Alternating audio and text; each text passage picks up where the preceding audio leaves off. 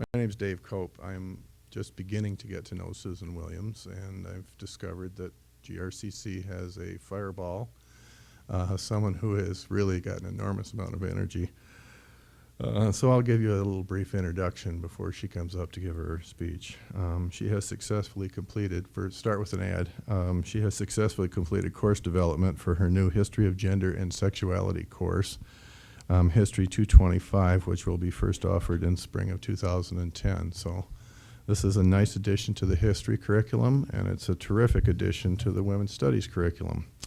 The course will focus on the general history of women and the family, the construction of masculinity and femininity, and its implication to a variety of disciplines, as well as the interplay between politics, race, class, sexuality, and gender in history. It sounds to me like an incredibly fascinating course. She's currently finishing her PhD at Indiana University, probably the most beautiful campus in the country, in Bloomington. Her focus is on modern East European history and the history of gender and sexuality, with a minor in Russian and Eastern European studies.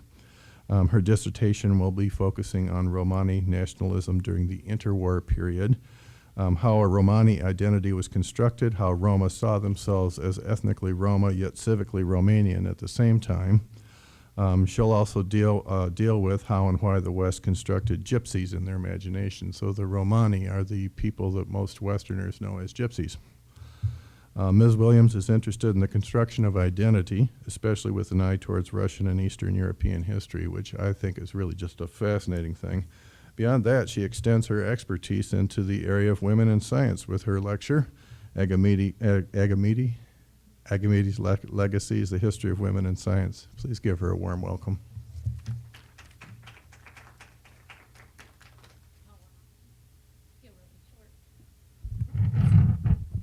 Is that good?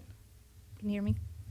Okay, so when I first started to think about, kind of conceptualize this, I was approached by somebody who was part of the STEM event planning, and they asked me if I'd be interested in giving something, and I kept thinking, oh my God, I'm a historian. I mean, I avoided science and math classes at all costs, right? I mean, this is where my talent lie. But once I started writing it and really thinking about the paper itself, I started to realize I knew a lot about this. Like, I had a lot to offer, and I'm very excited for the opportunity, during Women's History Month in particular, to talk about a history of women in science. So let me start off by saying, asking a question of why study women, right? Why study women, particularly in science and technology, these STEM fields, right? Engineering, math. So this question, of course, applies to the celebration of Women's History Month in general. Why study women? You'll hear sometimes people say, well, we shouldn't have a Black History Month. We shouldn't have a Women's History Month. We should have a month of history that celebrates everybody at the same time.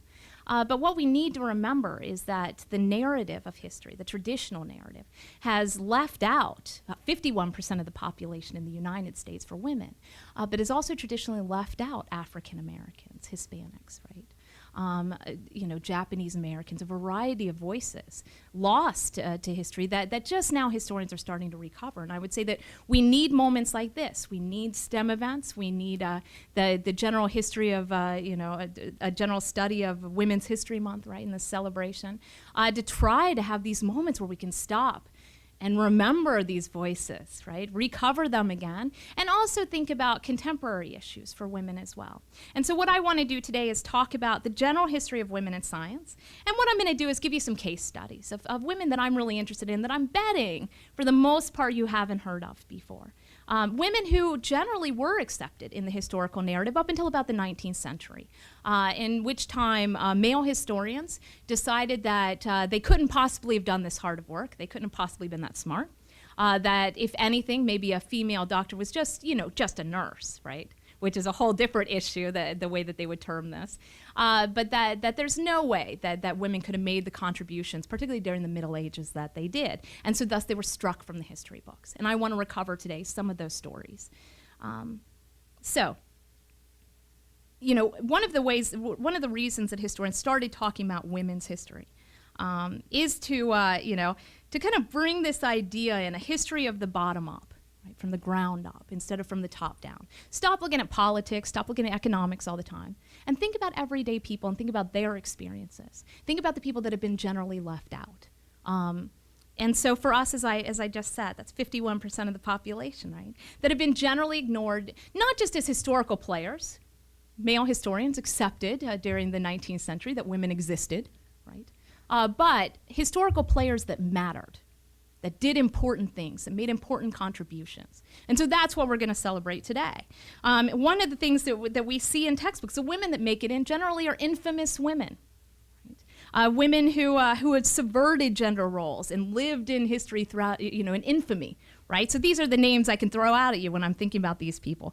Cleopatra, Lucretia Borgia, Joan of Arc, Empress Wu, Calamity Jane, Sojourner Truth, right? And that's just to name a few that I can pick out of any history text. For, as Laura Thatcher Ulrich most famously said, well-behaved women rarely make history. Right? So let's talk about some of those well-behaved women today, and some not so well-behaved, but we'll talk about them too. So how does my study fit into history? And how does this study of women in science fit in? Let me name you a few names, and you can nod at me if you recognize these names. I would appreciate it. I would imagine you do. Newton, right?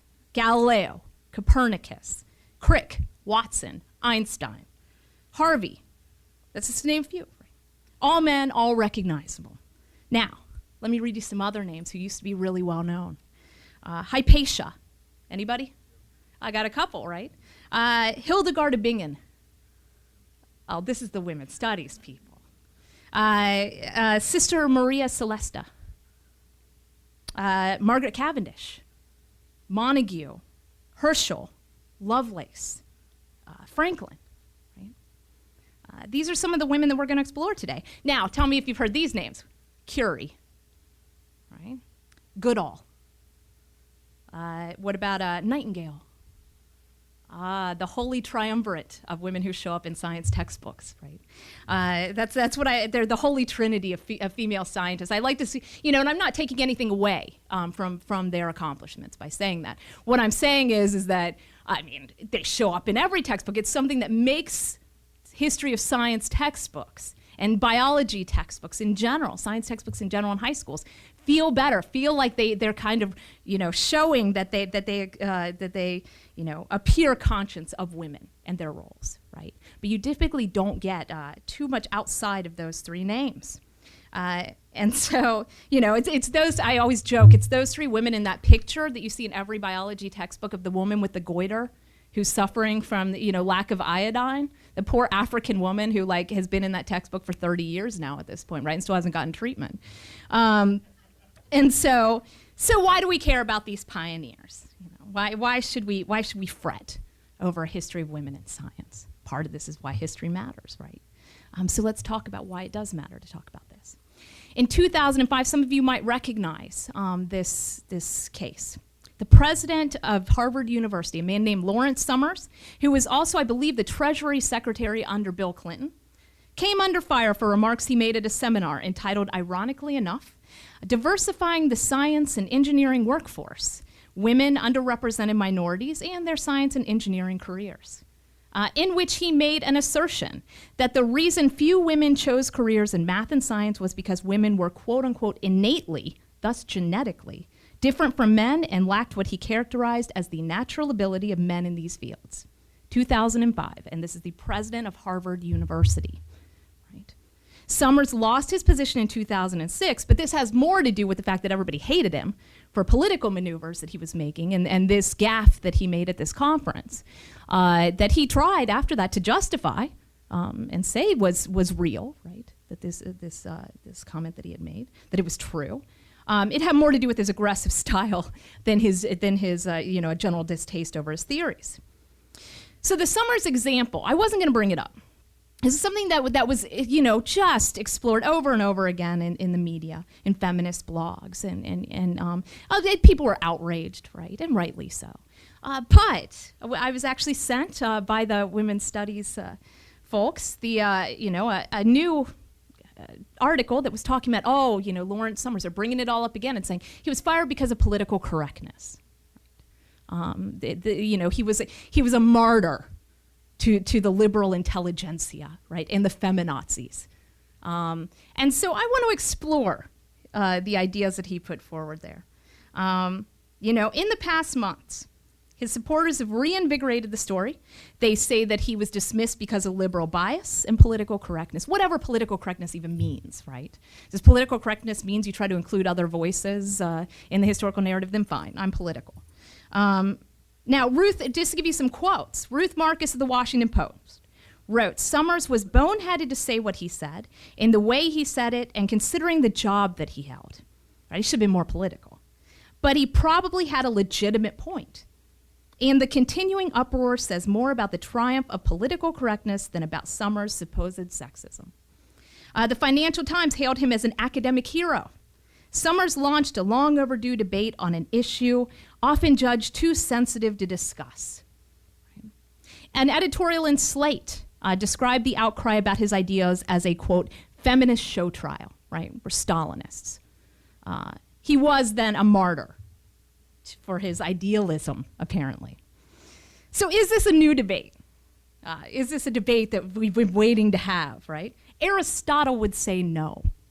In his work Ethics, this ancient Greek philosopher described women as, quote, kind of an incapacitated male. Let me repeat that since I just tripped over the whole thing.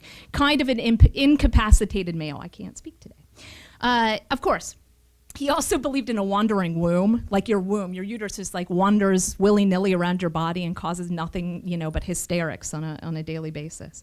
And that in order to be tamed, that womb needs to be, the womb needs to be tamed through sex in order to prevent hysteria, right? So you can only take Aristotle so far. But Aristotle is incredibly important in formulating the foundations for how people see the differences between the sexes and this concept of innate difference. In his work on the generation of animals, he created a continuum of what he called manliness, in which one could judge perfection as well as defectiveness. And the qualities he ascribed to women consistently scored the lowest on his scale. In his opinion, this meant that women were innately defective, just like Summers does. And they were naturally suited to a sheltered life under the domination of men. But this was roughly around 350 BC, right? So it had to have gotten better. These ideas, like I said before, are going to provide the foundation for a gendered system of knowledge that continues into this day. The Romans are going to use that continuum. They add a dash of race and class to it, right? You can put everybody on the continuum, but a patrician woman's always going to be higher up than, say, a Carthaginian slave. But inevitably, the patrician woman is always going to be at the lower end of the scale under a patrician man who has Roman citizenship, right? Now, medieval scientists and philosophers are also going to accept these ideas. St. Augustine himself characterized the sexes by what he and Aristotle perceived as their innate differences. Men were powerful, women were soft. Right? Add in the story of Adam and Eve from the Bible, right? Women caused the fall, right? Women are born in sin just like men are. Women are, easily led astray by serpents in their midst, including education, right? Which we're going to see come into it in the 19th century. So the details change over the centuries, but the foundations remain the same. Now, Summers didn't say anything we haven't heard before. He isn't saying anything new. There's plenty of evidence to refute his claims, but there are plenty more scientists, philosophers, writers, historians, artists, name any discipline, and they're out there, who will swear that women by nature, by blood, by innate characteristics, by genetics, by whatever you want to use to make the argument, are predisposed to be slower and weaker and stupider than their male counterparts. It's innate, right? That's what Summers wants us to believe. It's what historians want us to believe, right? That's what men male scientists, that's how they talked about their colleagues, right? So, why does women's history matter? Oftentimes when we, another thing that I want to add here, oftentimes when you see calls for women to get more involved in STEM fields, it's always like we were never there to begin with, right? That, we need to get women, and we need to encourage women to become scientists, like they were never actually around before that period. And so when we bring women's history together with these STEM events, what I want to do is encourage us to pay attention to the language we use when we talk to young women and when we think about the history of science. if the purpose of Women's History Month is to include the voices of women in the historic narrative, what we need to say is, for science, those voices were always there, and they were loud. But over the span of time, they were ignored, right? And at best, they were ignored, right? If not just completely, purposefully taken out of the books. And so, those systems of knowledge founded in ancient Greece, if we had been doing our job all along, if we'd been including women's voices, if we had been thinking about a more inclusive version of history, would he been able to get away with this, right? Summers, would he been able to say this, right? Or would somebody have stood up and said, no, we've been here all along? And so that's what I want to approach today. If women had naturally been included in the narrative, would it have been, possible to dismiss them for 2,000 years as soft, as stupid, soft at best, degenerate at worst, right? An incomplete man is how they're often referred to. And so let's look at some of these women. And I want to give some case studies, and I got to kind of set it up for you because I have to say I'm a European historian. I have a very Eurocentric worldview. When I started to try to add voices from world science into this, I didn't have good enough sources that made me feel comfortable enough really creating a bigger story here. So I decided to stick with what I know and talk about European women and towards the end a smattering of American women as well. And what I want to do is talk about some case studies from ancient Greece on of women who were involved in these STEM fields. And I'll end about the late 19th century, and then we'll talk about some problems that came up in the 20th as well. And I should say, it's not just going to be a Eurocentric paper. It's also going to be a paper that depends on class. The only people who are able to participate before the 19th century in science are people who could afford to learn how to read. And that was an extremely expensive education. And you're talking about, roughly before the 1700s, less than 20% of the population of Europe knew how to read. And the majority of those people were men. So this is, a story of white upper-class women in Europe who were at the height of society, whose parents, luckily, invested in their educations. And we'll talk about how that changes over time. So, how better to start this segment than talking about a myth? As I teach my students in HS 101, I have some of them here today. Homer, you recognize the name, writer during the ancient Greek Renaissance, provided us with a number of stories that are culled from archaic Greek campfire tales. Right? This is the basis for the Iliad and the Odyssey. And it gives us a vision of life. We use Homer as historians to try to figure out what early Greeks were like. We always have to be a little bit cautious about Homer, just like we're cautious about any other historic source. You got to take him with a grain of salt. He mixes mythology in with stories about his period. And so, his stories are a mixture of heroic saga and mythology. A world where gods and humans intermingle and cause one another constant measures of woe. Right? Now, his stories revolve around the Trojan War, and this is what I want to set up for us to start thinking about this. So the Trojan Wars, the stories that we know from that, right? Helen of Troy, the fates that launched 1,000 ships. Paris, Achilles, Menelaus. A variety of characters whose existence will frustrate historians and archaeologists through the present day. Right? We're always trying to figure out, did Troy happen? Did the Trojan Wars happen? It's a big question in ancient history. But most historians accept fully, regardless that there is no evidence, archaeologically, that the Trojan Wars did happen, because we need them to happen, right? This is one of these heroic moments in ancient Greek history. But, and we joke that, trying to find Troy, I tease my students, and occasionally a student will come in and say, did you see on CNN, they found Troy? And I was like, do you know this is the 75th time that they have found Troy in the past 10 years? It's constant. It's like it's searching for the Holy Grail in the Lost Ark of the Covenant, right, at this point. And so this obsession with Troy speaks, to our obsession with a lot of the ideas that Homer espoused: arete, bravery, honor, loyalty, right? Being the best person that you can be, being the best citizen that you can be. How do you do that, right? Gives you guidelines in life. But what's really interesting, whereas we sit there and we accept the Trojan Wars as happening, there's one little line that I want to tell you in the Iliad, where where Homer brings up an interesting woman, briefly mentioned. And this woman, she escapes the notice of most classical scholars, and that's Agamede. She's the eldest daughter of the king of Epians, the wife of Mulius, who was a soldier killed in one of the many battles in the work. When the sun's rays began to fall upon the earth, we joined the battle, praying to Jove and to Minerva. And when the fight had begun, I was the first to kill my man and take his horse, to wit, the warrior Mulius.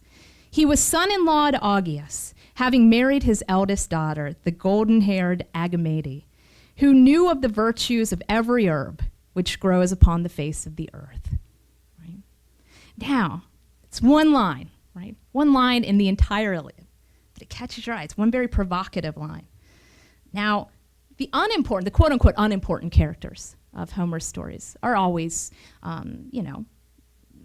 they're often dismissed as myth, right? There's no historic record. You can't go find their birth records at the local hospital, right, and confirm they existed. But the female characters in particular come under attack in Homer. And one of the things that you see with Agamede, if you look her up on the internet, go Google her, they'll say she was a myth in Homer, right? The Trojan War, they happened. But the female doctor, she was a myth. Now, the interesting thing about Homer is that,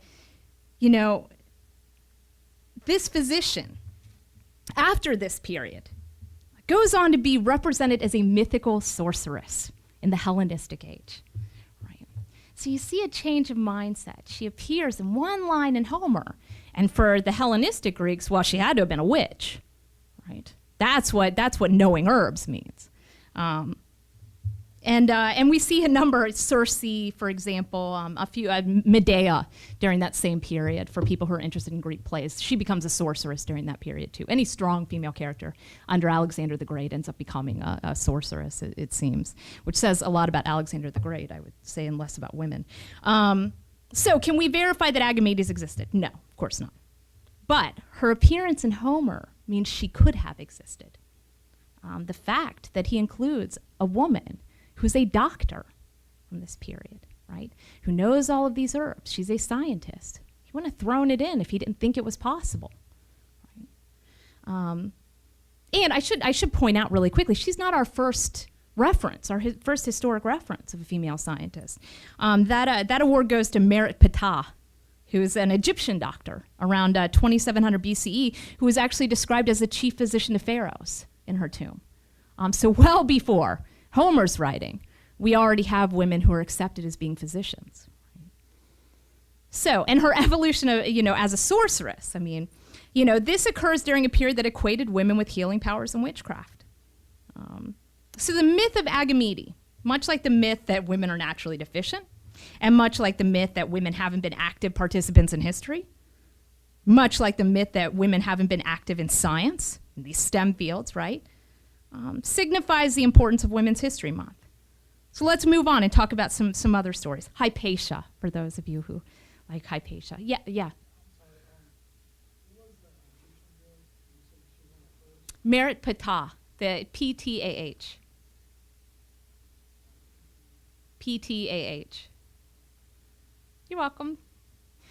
So, as the Romans were grappling with the application of Aristotle and other Greek ideas about gender, as well as grappling with their decaying empire in the West, Hypatia, perhaps the most well-known female scholar of the ancient world, was growing up in Alexandria. Now, Alexandria was a center of culture in the ancient world. It's the library, for example. It's the first to collect, the Alexandrian library. It's the first to collect works from what they saw as the entire ancient known world. In other words, the foundations of Europe. Right? It charged itself with collecting what it called the world's knowledge, and was in fact the largest library of the ancient world. Alexandria was full of scientists. It was a center for science and learning. It was a center of Hellenistic culture. And it was actually within the library itself. It put up a number of scholars, a number of scientists from all over the known world in this period. And as I said, it was collecting works from these same people. They were having constant conversations. It's within the library that we know that the scientific method was conceived and was put into practice in the late antiquity. Now, Hypatia was surrounded. She grew up surrounded by this knowledge, this excitement about the acquisition of knowledge, right? about what you can do with education. And so she was, she's born and appeared in an area rife with religious tensions as well. And that's one thing that you have to know about Hypatia to understand her story. It's in the 400s that we see in Alexandria, that we see some of the first major conflicts between early Christianity and science. And Hypatia is going to be at the forefront of one of those first big conflicts. Now, she was well-traveled. She was actually educated not only in Alexandria, but in Italy as well. Her father was the advisor to the museum attached to the library at Alexandria. And so she had a whole family background that's supporting her education. She wrote commentary on a number of scientific and philosophical treatises. She wrote her own works. Her most famous one's known as the Astronomical Canon, where she charted celestial bodies. She invented the hydrometer, for example. She possibly invented the plane astrolabe. Her students give her credit for that. She was extraordinarily well respected by men as well as women. She was so well respected as a philosopher, she actually was given the position of being the head of the Platonist school in Alexandria. She was, now the issue with Hypatia for a lot of people living in Alexandria during this period of time is that Hypatia was a pagan. She was not Christian. She was not interested in converting to Christianity. She had no problem whatsoever talking about her Neoplatonist ideas, which was at heart anti-Christian. And so she'd come into a lot of conflict, in part also because, as her students say, people were very envious of her, men as well as women. And what ends up happening, it's really the self-identification as a scientist as well as a pagan. There's a growing sense in late antiquity, during the 300s and 400s, in Christian communities, that science is something that you need to hold with a certain amount of respect, but also that you need to fear. And Hypatia, as I said, is going to come in direct conflict with this. And when she refuses to convert, when she refuses to, coupled with this jealousy, coupled with, there's a lot of jealousy in Christian sectors, in particular in Alexandria, about her power, her political power in Alexandria. The leaders, political leaders in Alexandria would often come to her for advice. And so she was put in a position where she was, a lot of people were jealous of her. She had this very political position, and it leads to her death. Pulled out of her chariot by a group of fanatical monks, she was murdered, right? And murdered in a horrific way that I'm not going to go into here. And it was possibly on the order of the Patriarch of Alexandria, the head of the church in the city of Alexandria himself. So here we see our first big conflict, and a woman, between science and religion, and a woman at the forefront of it. Right? So let's continue on, Hypatia was one of many well-educated female scientists of the ancient world. In Byzantium, after the fall of the Western Empire, you still have that old Eastern Empire called Byzantium now, right? And these empresses who wrote tracts on natural phenomena, they set up chemistry labs in their palaces. Anna Comnena, she was a daughter of an emperor who didn't just explore the natural world. She actually wrote about military technology, medicine, botany, minerals, and a variety of issues in her work, the Alexandriad. And so we see that women put themselves from the earliest records of ancient Egypt through the decline of the Roman Empire firmly at the heart, not at the margins, but at the heart of new movements in philosophy, math, science, technology, and engineering. Now, this didn't end during the Middle Ages. People like to look at the Middle Ages like it's the Dark Ages, right? Nothing happened there. Nothing good happened till the Italian Renaissance. People just hacked each other's heads off, and that's about it. They did hack each other's heads off, but other things went on during that period as well. Female physicians during the Middle Ages held chairs at prestigious universities. They continued to write scientific treatises through the period. The most famous, Trotta di Ruggero, and the other, what she called the Ladies of Salerno. They were all a group of noblewomen who were her students at the University of Salerno, and likewise interested in science. All of these women together wrote texts on a variety of scientific topics. Ruggero herself was a preeminent and well-respected physician living in the 11th century. She was also one of the most famous medieval scientists, well known throughout Europe. So why don't we know her name? It's in the, we don't know her name most blatantly because she was actually ripped out of the history textbooks in the 19th century. Ruggero was from an old noble family in the region.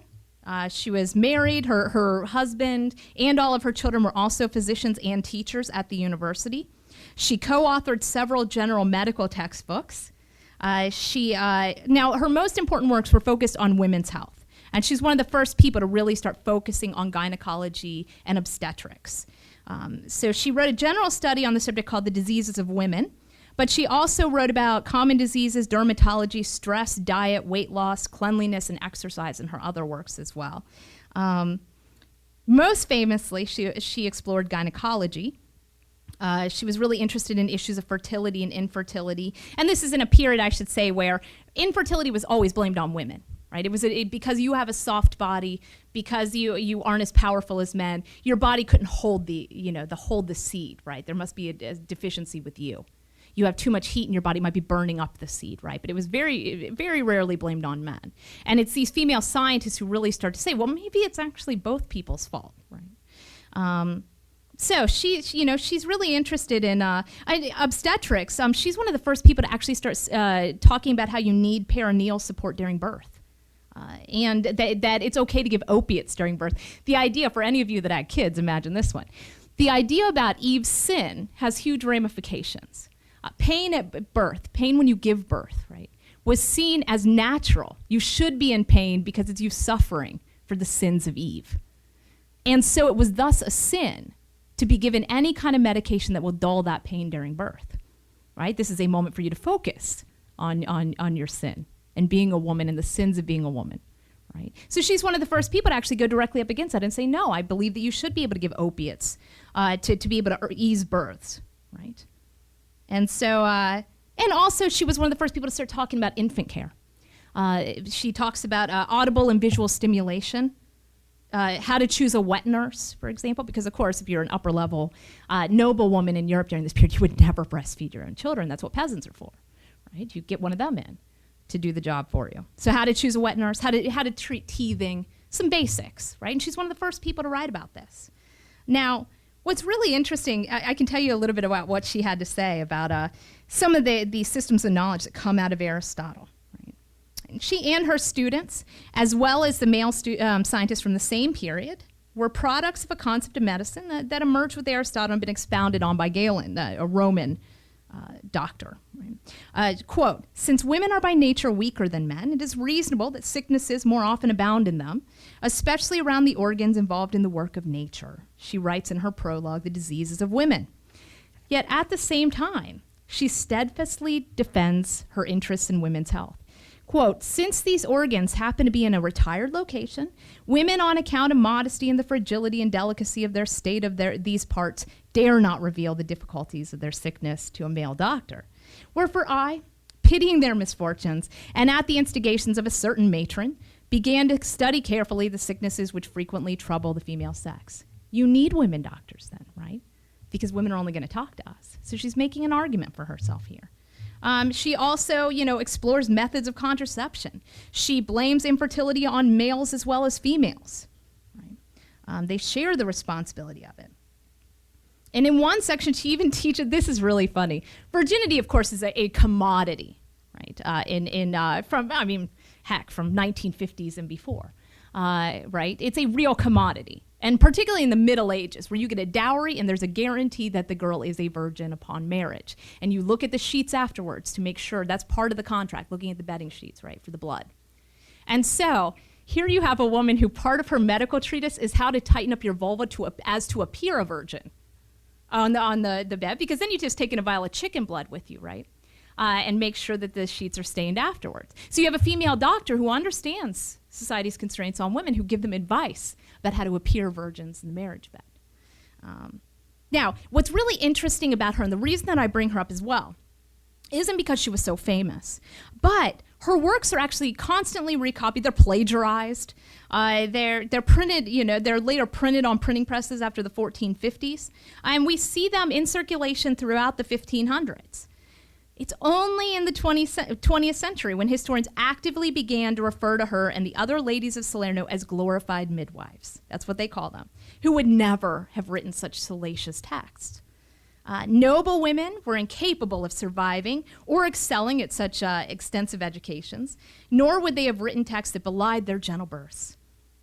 All of these Victorian historians are asserting at this time. So indeed, they actually questioned her actual experience. They argued that these works were in fact authored by men, and then all of a sudden they started challenging whether she'd ever really existed at all. What we start to see during that period, if you did see a reprint of one of her books, they actually gave it a man's name. They changed her name into a masculinized version. And then at times, they would just plagiarize it and just give it some other guy's name. And so we see them actually physically going in and removing her from the historical record. So while Agamede comes to our attention through the realm of mythology, Ruggero was cast there in the modern period. Right? Now, there are a number of other references to female scientists during the Middle Ages. Hildegard of Bingen, she's one of my favorites. Just because Hildegard's a cool name, but also because of how she actually manages to get some stuff done during this period. She's one of the many women in this period that actually use this very solemn, quiet atmosphere of a convent to her advantage. And there are a lot of women like this during this period. She's a 10th child of a very wealthy noble family. If you're the 10th kid of a noble family, you're not gonna get a very good inheritance. So a lot of those younger kids ended up kind of giving their lives to monasteries and convents, and leading a spiritual life for very practical purposes. And so Hildegard was also a mystic. Now, mystics are really interesting in this period. Mystics were typically women. They were very religious. They were Christian, very religious, who believed that they had a direct link to God, that they have divine visions and they constantly communicate with God, right? And this period was a boon for these mystics because you can't argue with God, right? If you're accepted to be a mystic and you have a direct line of communication, you just say, God told me, right? And that's what a lot of women, if you think about Catherine of Siena, if you've heard of her before, right? There are a number of these women during this period. Teresa of Avila, right? A little bit later on, who use this connection with God in order not just to further, say, their scientific careers, their spiritual careers, but their political careers as well. These women, Catherine of Siena, for example, was well known for writing off letters to heads of state explaining to them what God said they did wrong, right? And so we're going to see Hildegard use this as well. As I said before, she's the daughter, last of 10 kids. She, women were kind of feared. These mystics were feared and exalted. She had her first vision at the age of 13. And we see her kind of using this relationship with God in order to subvert patriarchal teachings and the structure of the church itself. So from her own autobiography, quote, "But I, though I saw and heard those things, refused to write for a long time," right? The voices of God coming down. She's worried about writing. "Through doubt and bad opinion and the diversity of human words, not with stubbornness, but in the exercise of humility, until laid low by the scourge of God. I fell upon a bed of sickness. Then, compelled at last by many illnesses and by the witness of a certain noble maiden of good conduct," another nun in the convent, "and of that man whom I had secretly sought and found, as mentioned above, I set my hand to writing.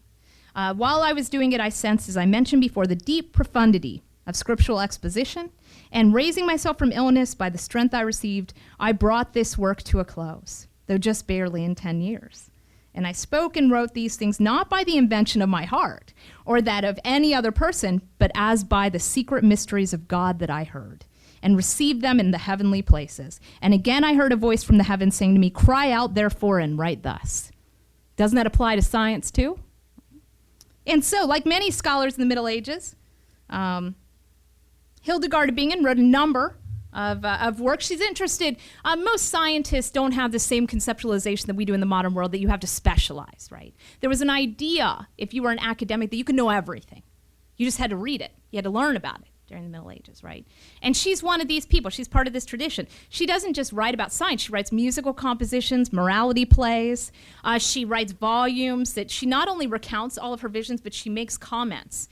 She actually writes exegesis, which is commentary on each line of her visions as well. So it's not just God told me this and I am thus printing it for you, but I'm also going to let you know what God meant. So outside of her liturgical and creative works, she was vastly interested in science and medicine. Now, she devised a new alternative language and alphabet, which she called lingua ignota, which was intended, there was a movement in the 800s where she intended to, they intended during the Carolingian Renaissance to create what they called medieval Latin. And medieval Latin was supposed to be a new modern version of Latin that had new idioms, new grammar, new words in it, so that you could actually use Latin. It had become pretty useless at that point for scholars. So it was a modernization effort. And she pushes this modernization effort a few centuries later and says, well, we need to improve on it anymore. I've created a new alphabet.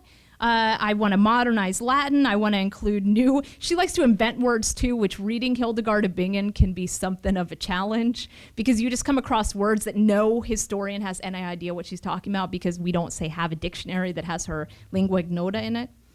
Now, her work Physica was an exploration of the natural world.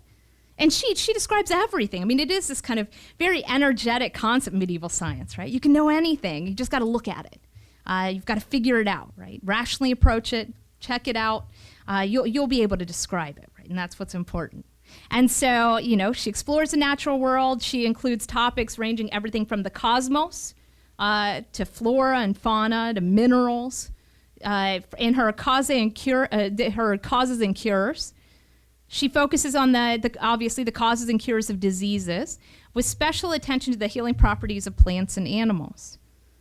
So what's really interesting about Hildegard of Bingen, she is a woman of her time. She's very, very concerned with sin, especially lust and carnality, like any good nun should be, right? She's worried about, for instance, adultery. She speaks out on adultery on a regular basis in her works. God says a lot about adultery to her in these visions. Now, she consistently, as I said, she's a woman of her time.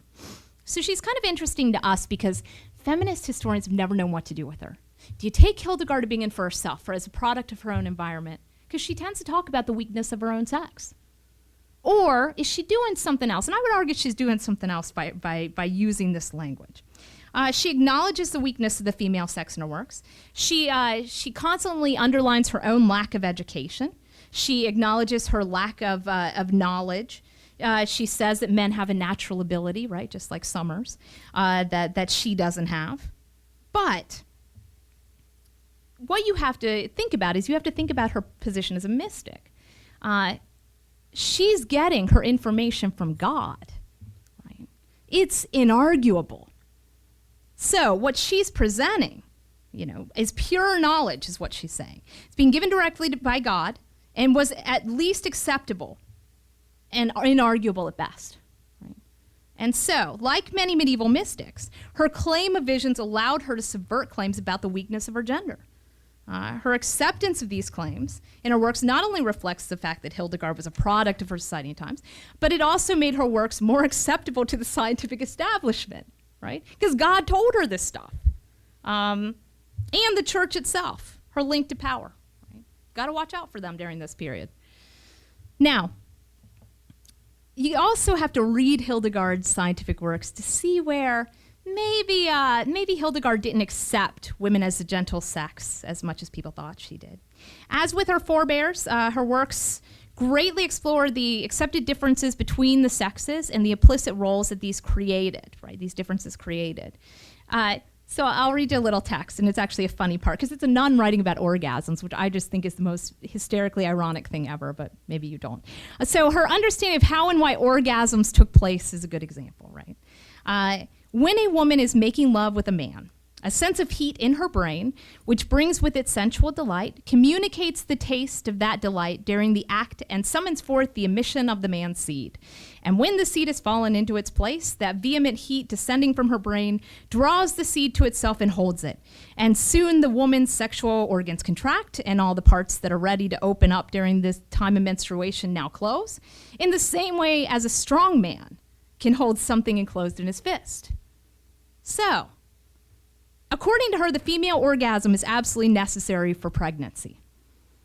And she implies if sex, as the church had established in this period, was only for procreation, then a man was in fact committing a sin by not guaranteeing that her body was prepared and would hold the seed if he had not seen to her pleasure. Furthermore, her equation of a part of the woman's body, the uterus, with the strength of a man's fist as it holds the seed, questions the nature of Aristotle's Legacies. For if a uterus was as strong as a man during this act, as according to her, it held seed, quote, in the same way as a strong man can hold something enclosed in his fist, was the idea that women are soft and weak true? And most importantly for scientists, was irrational. Now, Hildegard was one of a number of educated abbesses during this period who took advantage of life in a convent in order to pursue their scientific works. But what we start to see in the period coming up after this is the close of these monasteries during the Protestant Reformation, in Northern Europe in particular. In monastic schools and cathedral schools, that's where you got your education. And that's where a lot of your teachers, if you were going to bring somebody into the house, they're going to come out of that tradition. Once the Protestant Reformation hits Europe, and you start having a general closing of the cathedral schools and the monastic schools, the one line to education that most noble women had, what we start to see is a general lack of education in those aristocratic women in the upcoming centuries, right? So, to move on to talk about just for a few minutes, the scientific revolution. I torture my students with that on a regular basis, right? HS 102, you have to learn about it. These are the names that I had read off before: Copernicus, Vesalius, Galileo, Kepler, Descartes, Newton, Harvey, all those guys, right? But women have been completely removed from the historical narrative concerning this period. Who's heard of Sister Maria Celeste before? Nobody. Sister Maria Celeste was otherwise known as Virginia Gamba before she entered a convent. She was the illegitimate daughter of Maria Gamba and Galileo Galilei. Due to the fact that she was illegitimate, she had very few prospects. You couldn't expect a good marriage if you were illegitimate during this period of time. So she entered the convent of San Marco at the age of 13. She was very, very well educated. She was a scientist in her own right. She was the convent apothecary. She was a physician as well. Now, Maria Celeste maintained constant communication through letters with her father. Their relationship was one of mutual respect. Not only did she kind of support him as a loving daughter throughout the dark hours of his trial for heresy, for having the nerve, right, to propose a heliocentric, or support a heliocentric universal system. But we also know that she offered commentary on his scientific findings. We also believe that before her death at the age of 34, she edited a number of editions of his most important works, with commentary included. Her contributions have not only recently been discovered and examined. Somebody found, Davis Sobel, who wrote a great book called Galileo's Daughter, found 120 letters. We don't have his letters. They were probably burned by the Inquisition during his trial. He found 120 of Maria Celeste's letters. And so the life of Sister Maria Celeste reminds us, taking out the names of the people that I just mentioned, the people that we know existed during this period and that were working in science, it reminds us that for every female scientist name we know, there are dozens throughout history who assisted their fathers and their husbands and their brothers, whose names and contributions have all been lost to us. And we'll get to Rosalind Franklin a little bit later. But this is one of the issues. It's all about acknowledgement. It's all about, it's all about having somebody step up and say, I did that, or they did that. And what we see during the period of the scientific revolution, women who are generally ignored, we come across these letters, and we figure out that, hey, somebody's actually, his daughter's commenting on Galileo's work. But had we not found those letters, he would have existed in a vacuum, right? And she never would have existed in the historic narrative. So as I said before, one of the difficulties facing women after the Protestant Reformation is a new concept. Now, there was a general acceptance that it was okay to educate women in the Middle Ages. But this changes going into the 1700s. Linked to those old Aristotelian ideas we started working with today, and coupled with the closure of those cathedral and monastic schools in Northern Europe, and we also see more and more convents during this period start breaking off from monasteries. Monasteries had the good libraries. They had the really well-educated people working at them, right? They were the ones educating people. And so therefore, convents, when they break off from them, you don't have those ties anymore that were binding you together and getting you that education that you need. What we start to see are bigger arguments that say that a secular education for women, that's all that's left in some areas of Europe, was dangerous.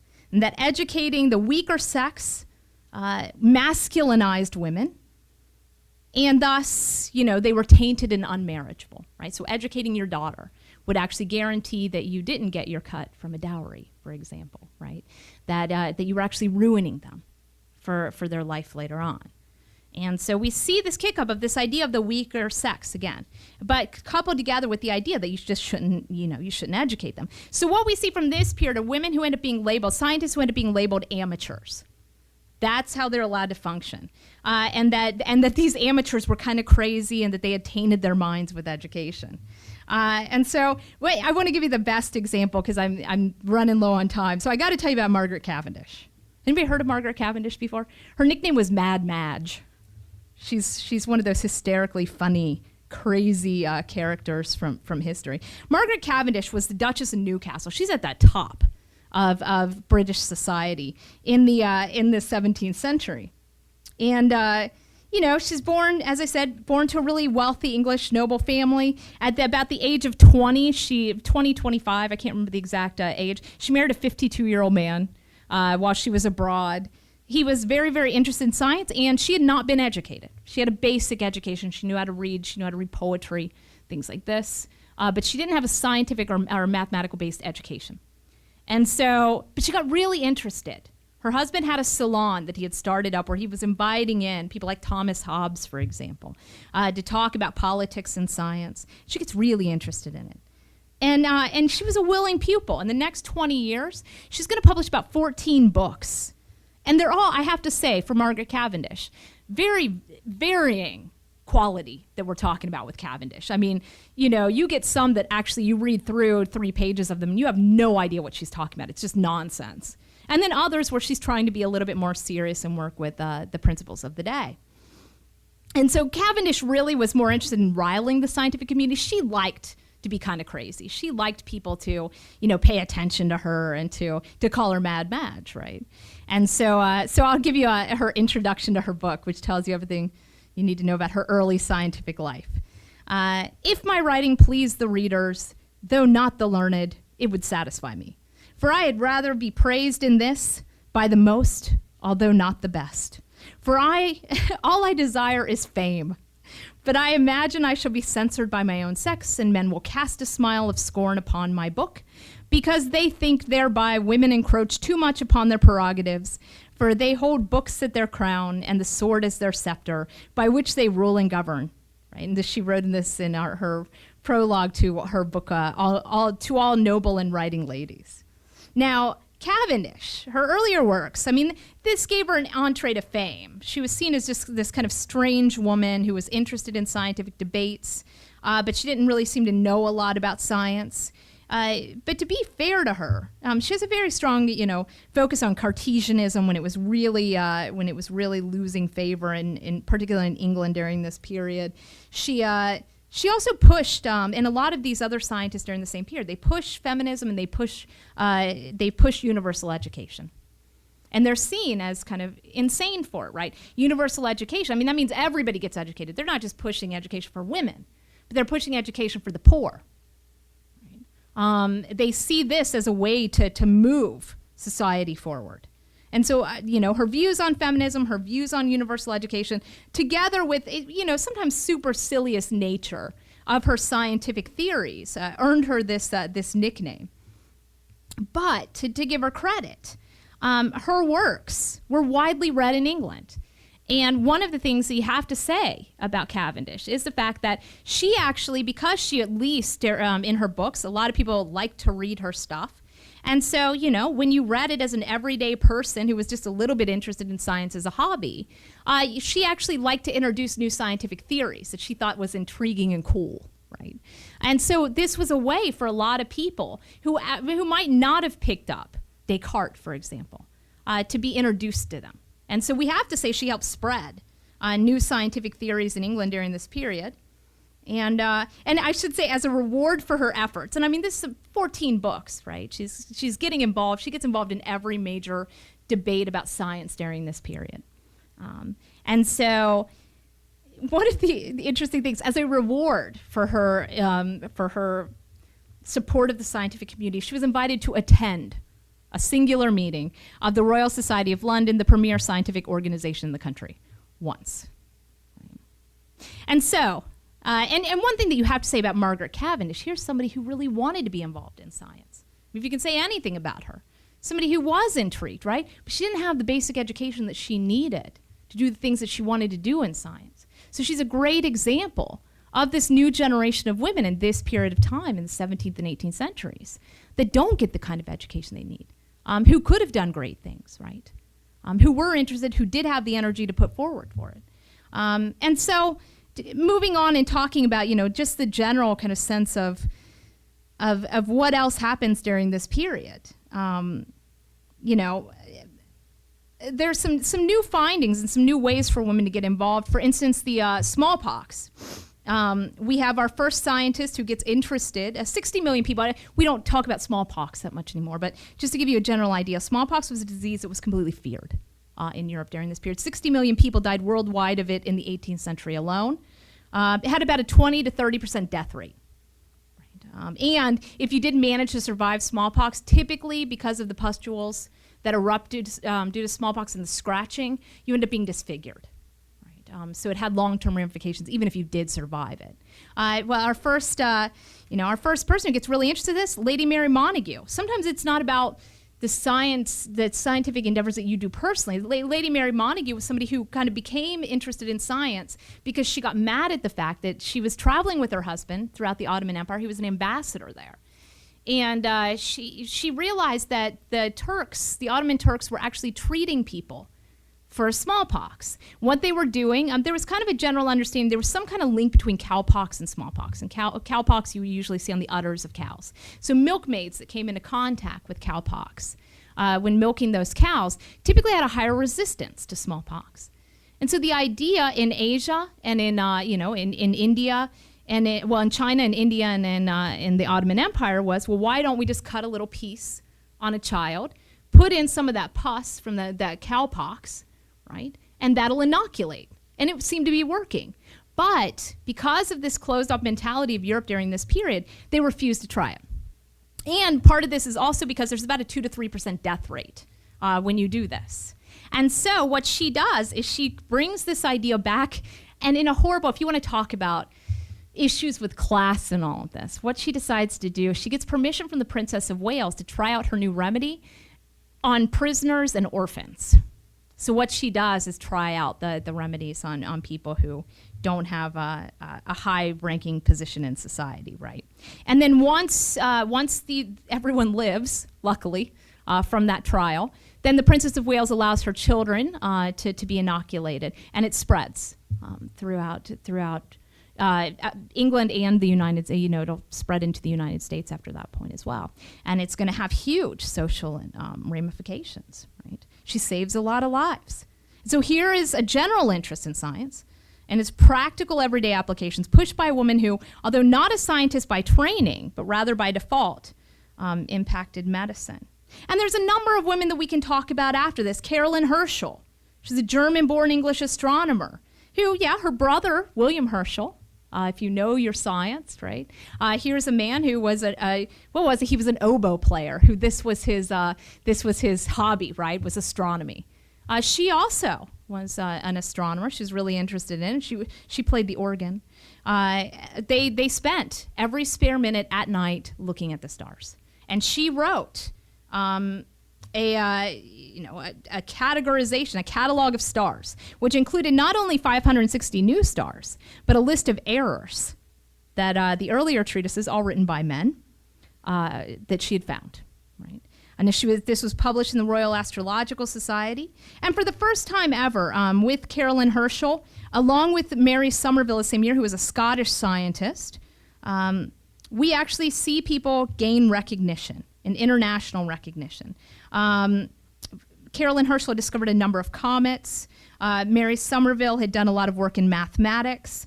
And so what we see is that they're actually allowed into the Royal and Irish Astrological Societies. They're given memberships into them. They're given gold medals. So finally, women actually start to get acclaim in the 19th century. But that doesn't mean that their journey has gotten better, right? There are female mathematicians during this period who are seen as oddities. It's very strange that women know how to do math, right? So they're given awards, but it's more about an award to lure you in so that men can come and gawk at you and see the girl who does math. Right? And a lot of the mathematicians during the 19th century, the female mathematicians, also, we can compare them to Montague. Here are women who didn't get the kind of education that they could have gotten. And the amazing things they do without a formal education, it's mind-blowing. But they're seen as oddities because they weren't given the kind of education to make that basic foundation, right, that they should have had. And I should have said, I want to finish up here, and I'm not going to be able to get through all my stuff because, of course, I totally overplanned. But I want to mention one more person who's not even important until the 1980s, and that's Lady Lovelace, Ada Lady Lovelace. She's actually the daughter of Lord Byron, for those of you who like romantic poetry. His only legitimate daughter. God knows how many illegitimate children the man had all over Europe during this period. But she's the only legitimate daughter of Lord Byron, and she was obsessed with math. She was convalescing from measles. She'd been paralyzed for a year. And they had bought her math books, and she started teaching herself, which I can't even imagine this as a historian. I mean, she started teaching herself not just like basic mathematics, but quadratic equations. I mean, it's absolutely terrifying. She was a friend of Charles Babbage, who was a very famous engineer, and Charles Babbage, of course, is most well known for theorizing about a programmable computer, what he termed the analytical engine. And it was Lovelace writing comments on this new machine where she created an algorithm that was able to calculate Bernoulli numbers, thus creating the first computer program. And Ada Lovelace theorized that this engine, this crazy engine that Charles Babbage had come up with, might compose elaborate and scientific pieces of music of any degree of complexity or extent. Right? She was completely forgotten for a century. But to give her credit now, she's actually in the 1980s, she started getting awards. She's actually, if you look at the Microsoft hologram, it's the Microsoft Authenticity hologram, it's her image that's on it, right? So they are giving her credit. The military defense computer system is named Ada, right, in her honor. And so I think that things are changing. And I think that, starting around 1900, we start to see more and more women becoming, we see an increase in educational opportunities for women. And we start to see more and more women not only participating in science after that period, because they actually are getting upper level educations, but at the same time, they start to get credit for the things that they did. But I gotta caution people, and I gotta caution people with the story of Rosalind Franklin. Women still need to protect themselves in science and math and technology, in engineering. In 1958, a young female biophysicist died in relative obscurity of ovarian cancer. Her name was Rosalind Franklin. Now, her one publicly recognized contribution to science at that point was that she took the X-ray image of Crick and Watson's double helix. It was not until 1981, so 58 to 1981, that Watson, in his autobiography, The Double Helix, admitted that it was her data, quote, was the data we used to formulate the structure of DNA. Right. As it turns out, even the X-ray itself and other data was taken from Franklin's office and presented to Watson by his thesis advisor, who was named as a co-author on this paper, and who was, together with Crick and Watson, and not Rosalind Franklin, awarded the Nobel Prize. Academic dishonesty at its worst. And so I bring up Rosalind Franklin to say that things have gotten better, but they haven't become the best they can be. Right? That we still have these moments in the 20th century where women are taken advantage of. They're blatantly stolen from in Rosalind Franklin's case. And that it takes them, it takes well into the 1980s, the late 1980s, for Rosalind Franklin to actually start getting any kind of credit. And she's just now starting to turn up in biology textbooks. Right? And even then, it doesn't say they stole the stuff from her. It actually makes it sound like she kind of gave it to them just for fun.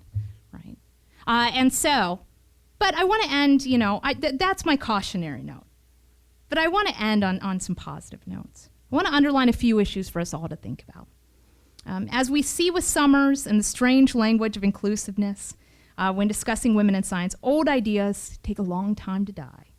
Women have always been scientists. It is not for us to encourage women to participate as if there was no tradition of them being there in the first place, but rather to become part of a long tradition and legacy of women who, despite their constraints put upon them by society, were active members of their academic communities. This isn't just a story about women, however. As we can see by studying the history of science, education is key. This history is in large part a history of the people who could afford an education. Imagine all of the talent, the brilliant minds, who were lost to history because they could never afford to learn how to read. As community college professors, we are at the forefront of providing higher education and training to our general community, of being the people who strive to make sure that those minds get the chances that they deserve. And as for our students who are here, whether you are male or female, draw inspiration from the tenacity and the energy these women put forward in their quest for an education, the right to participate in national debates, and in doing so, the right to change the world. That's all I have today.